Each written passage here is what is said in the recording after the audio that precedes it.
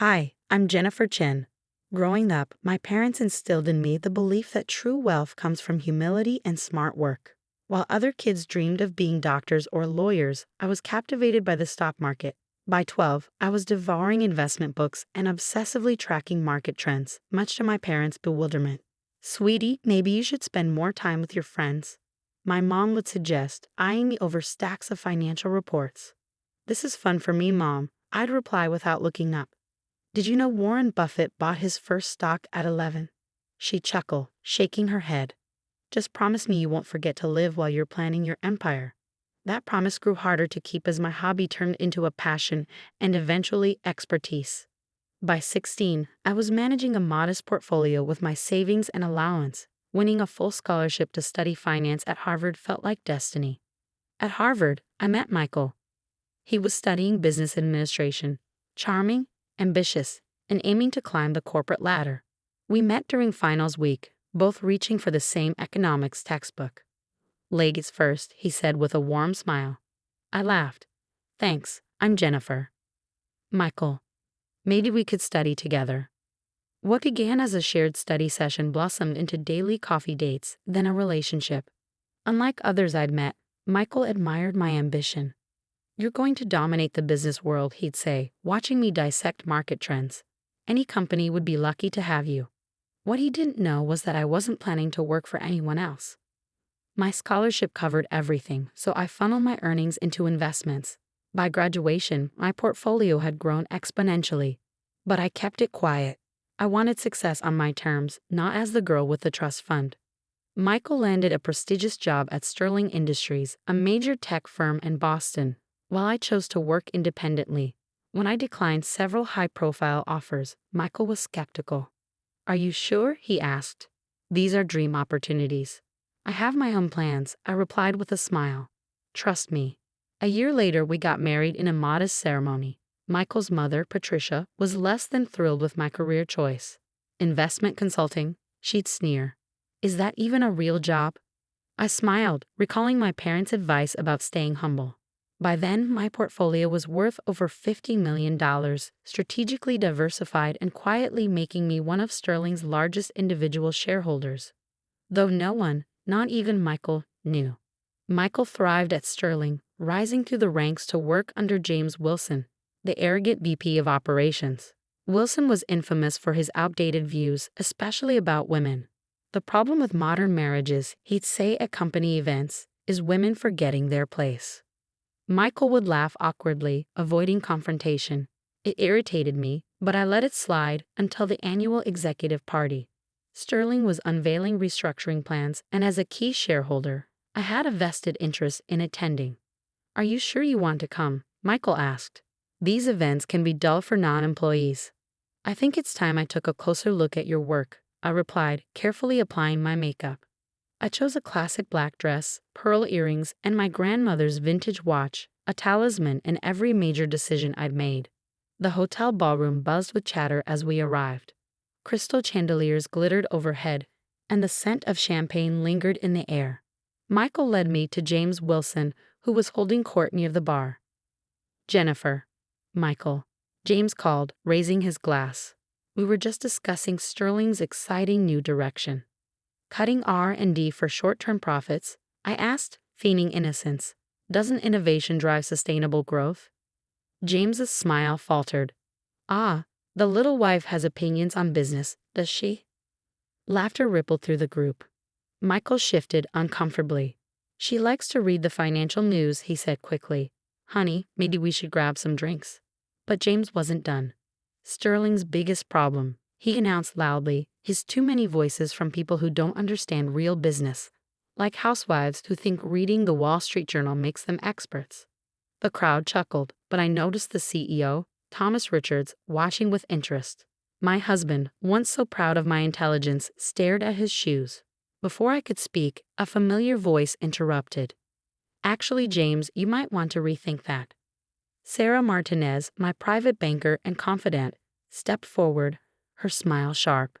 Should I explain, Jennifer, or would you like to? James's smug expression faltered.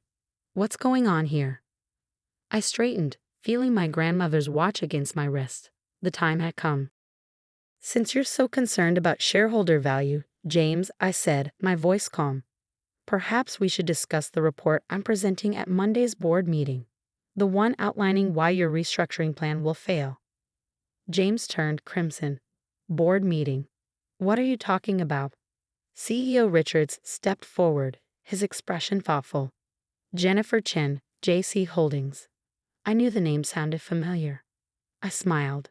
Surprise. Strategic anonymity can be a powerful tool. What's going on? Michael whispered, his face pale and voice trembling. Sarah stepped forward, her tone cutting through the silence. Your wife, she announced to the room, owns 51% of Sterling Industries shares. And no, she doesn't spend her days shopping. The silence hung for a moment before chaos erupted. James Wilson's face turned a vivid red, cycling through shades I didn't know were possible. Michael looked as though he might faint. This is absurd, James sputtered. There must be some mistake. Sarah, ever composed, tapped on her tablet. I can show you the documentation if you'd like. I have all the records right here. CEO Richards stepped forward, a slight smile tugging at the corners of his mouth. That won't be necessary, Sarah. I've suspected as much for some time. The board has been impressed with Mrs. Chen's insights and recommendations for years.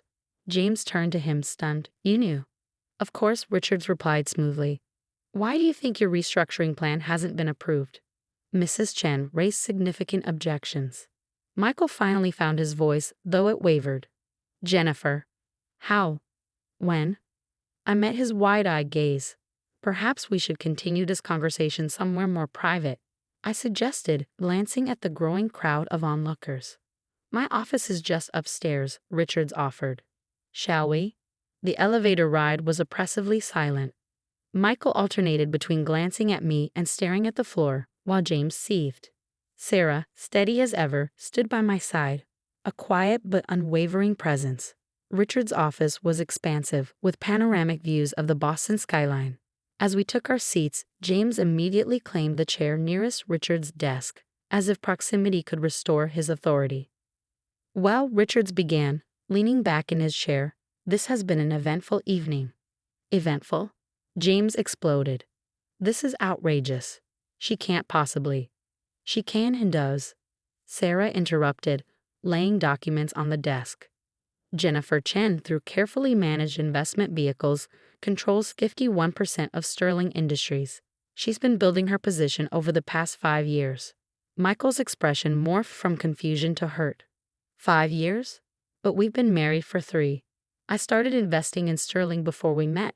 I explained evenly. The company had potential but needed modernization. I saw an opportunity. Modernization? James sneered. Yes, James, I replied calmly. Modernization. Like fostering innovation instead of getting R&D. Like respecting your employees instead of perpetuating a toxic workplace. Richards leaned forward. Mrs. Chen's recommendations have been instrumental in shaping our strategy. Her analysis has consistently outperformed expectations. Michael's voice was barely audible. Why didn't you tell me? I held his gaze. Would it have made a difference? Would you have defended me against James's comments if you'd known I was Sterling's majority shareholder? He flinched, the answer clear without being spoken. This is preposterous, James barked, rising from his chair. I've dedicated 15 years to Sterling.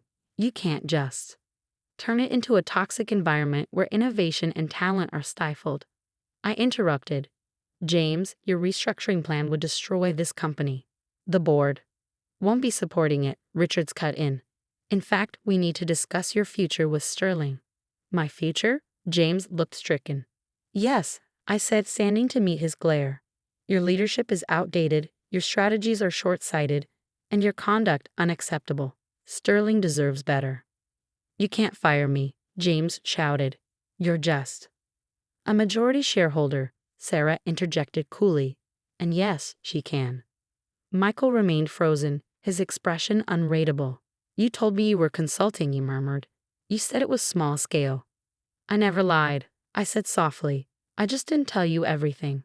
Would you have respected my decisions if I had? James erupted again, pointing at Michael.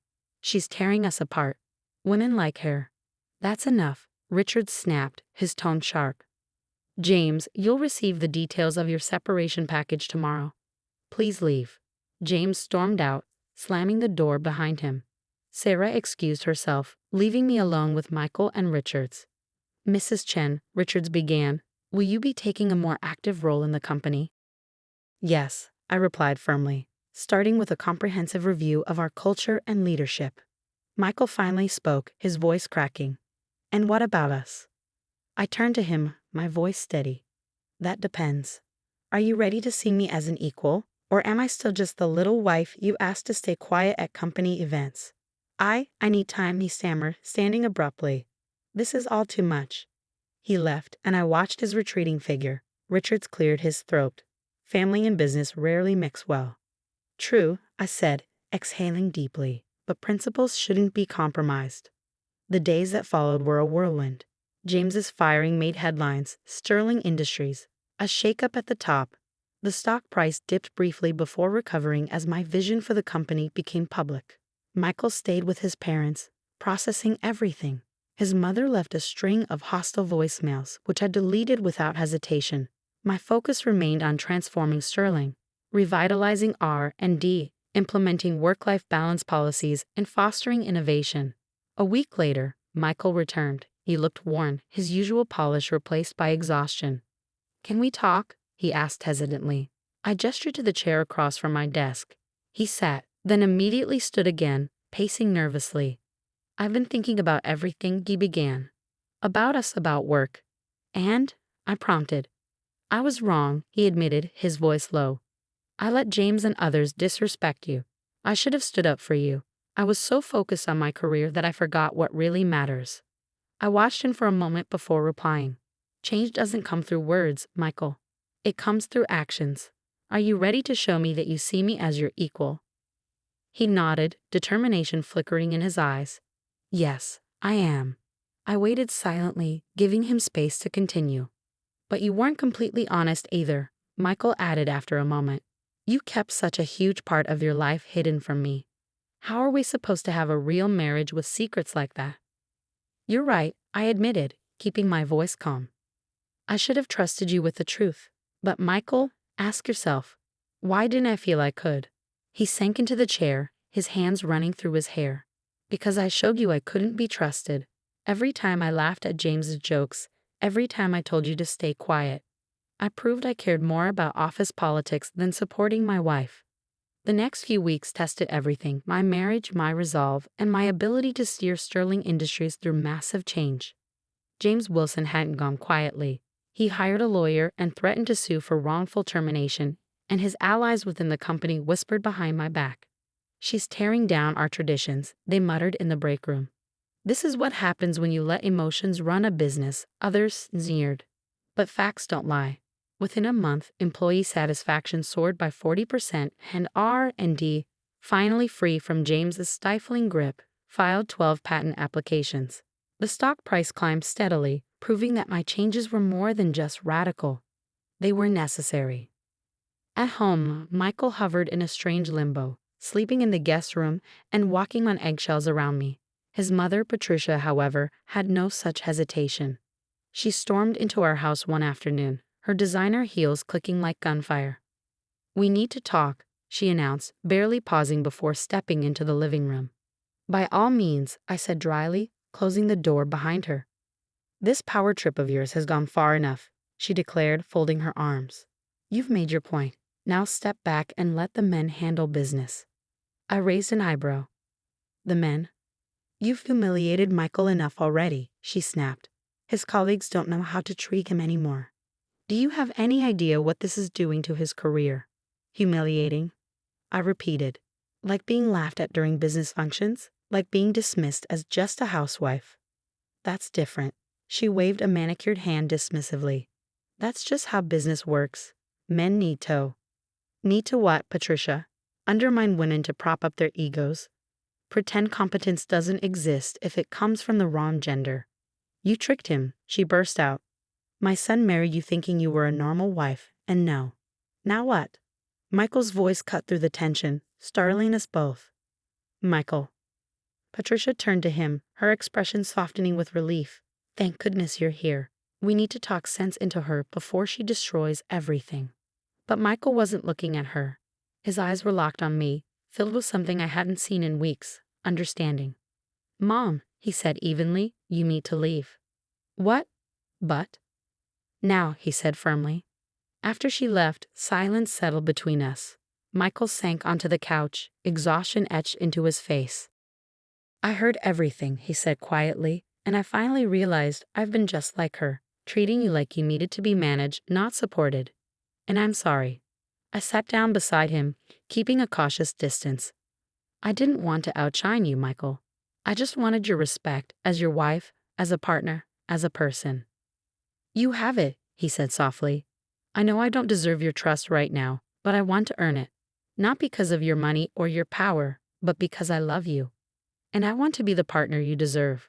My phone buzzed, breaking the moment. It was Sarah. Jennifer, she said when I answered, James has withdrawn his lawsuit. Word about Sterling's latest quarterly projections has spread. And they're impressive. Send me the details, I said with a smile. And Sarah, thank you for everything. When I hung up, Michael asked, good news. James is backing down. I confirmed. It seems success really is the best revenge. Michael nodded thoughtfully. What happens now? With Sterling and with us. Sterling will keep evolving, I replied. We're rolling out a new parental leave policy and launching a mentorship program for women in tech next month. And us? He asked, his voice hesitant. I took a deep breath. That depends. Are you ready for a marriage of equals? Really ready? I'd like to try, he said, a small smile tugging at his lips. Starting with moving out of the guest room, if you're okay with that. It's killing my back. I laughed, surprising myself. We'll need couples counseling, and you'll have to stand up to your mother. Done, he said, grinning. Though maybe we should have dinner with her next week. I'd love to see her face when you explain your women's leadership initiative. For the first time in weeks, I felt real hope for our future.